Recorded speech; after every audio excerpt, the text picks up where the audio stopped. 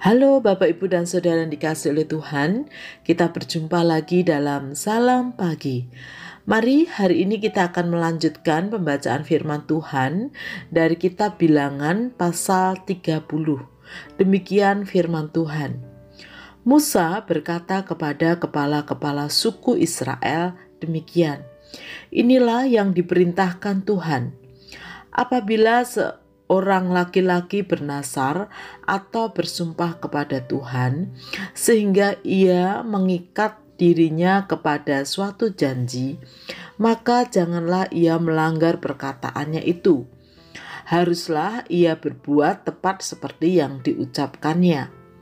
Tetapi apabila seorang perempuan bernasar kepada Tuhan dan mengikat dirinya kepada suatu janji di rumah ayahnya, yakni pada waktu ia masih gadis, dan ayahnya mendengar nasar dan janji yang mengikat diri anaknya itu, tetapi ayahnya tidak berkata apa-apa kepadanya, maka segala nasarnya itu akan tetap berlaku, dan setiap janji mengikat dirinya akan tetap berlaku juga.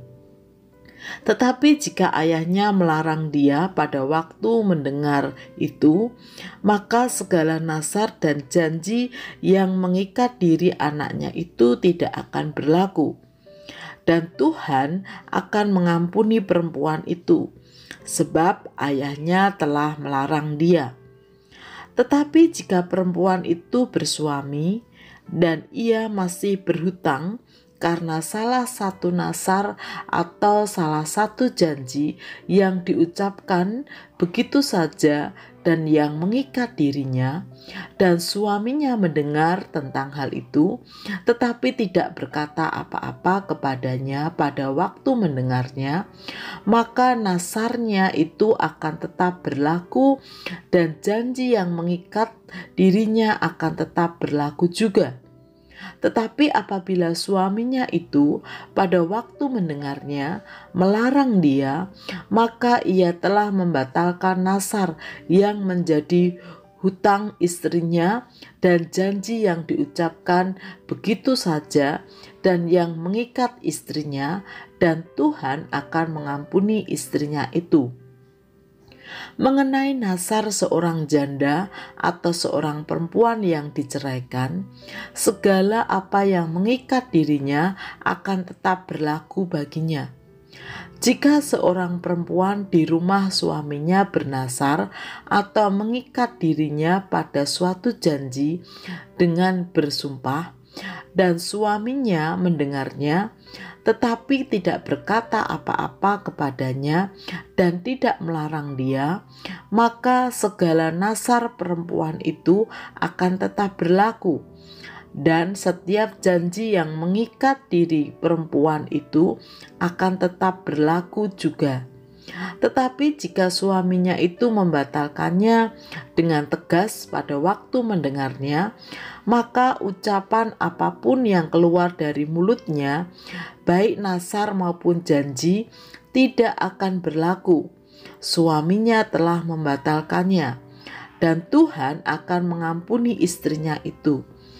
Setiap nasar dan setiap janji sumpah perempuan itu untuk merendahkan diri dengan berpuasa dapat dinyatakan berlaku oleh suaminya atau dapat dibatalkan oleh suaminya.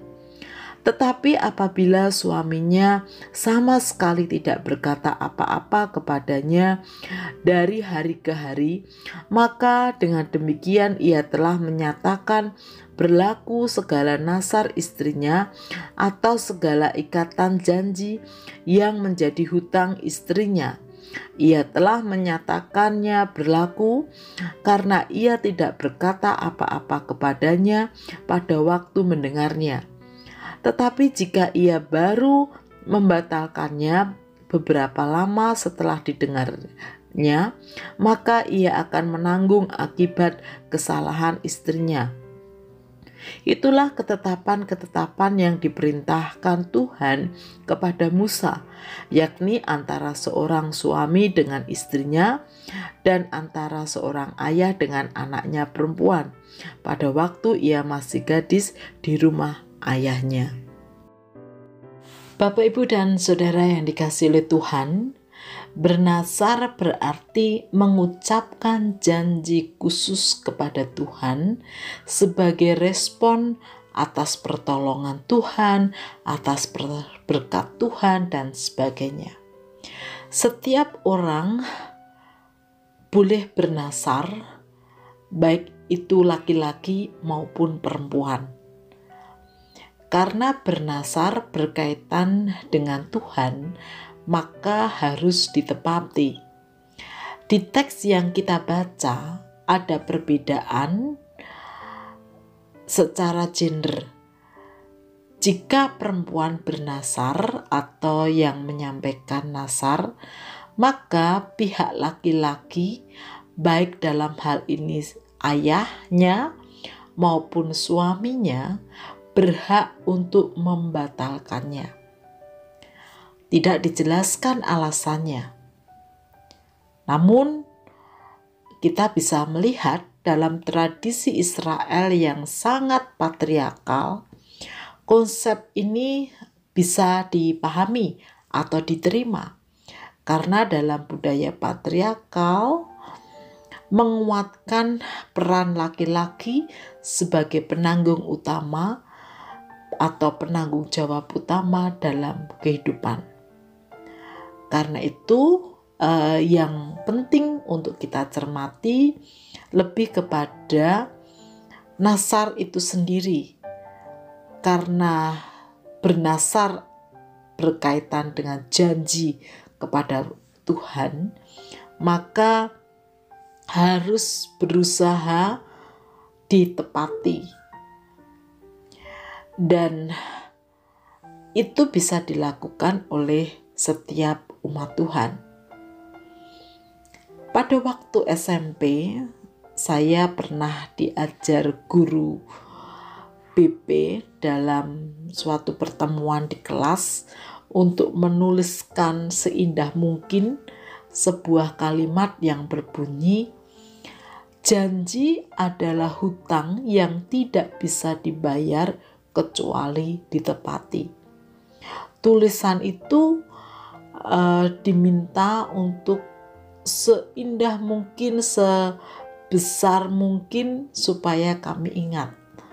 Dan ternyata guru BP tersebut mau mengajarkan kepada kami bagaimana berusaha untuk menepati janji. Bapak, Ibu, dan Saudara yang dikasihi oleh Tuhan, mari kita belajar untuk terus menepati janji-janji kita, apalagi khususnya pada Tuhan. Sehingga apa yang kita sudah komitmenkan sungguh-sungguh ditepati. Amin. Mari kita berdoa. Tuhan Allah yang mengasihi kami, terima kasih untuk kasih setia-Mu, terima kasih untuk penyertaan-Mu, terima kasih untuk janji-janji-Mu, ya dan amin. Terima kasih untuk berkat-Mu yang tak pernah berhenti dalam hidup kami. Terima kasih untuk pertolongan-Mu atas setiap pergumulan yang kami hadapi. Dan kami memohon hikmat-Mu agar kami dimampukan untuk meresponi dengan positif setiap karya Tuhan dalam hidup kami. Dan jika kami bernasar kepadamu, ajarkan kami untuk menepatinya.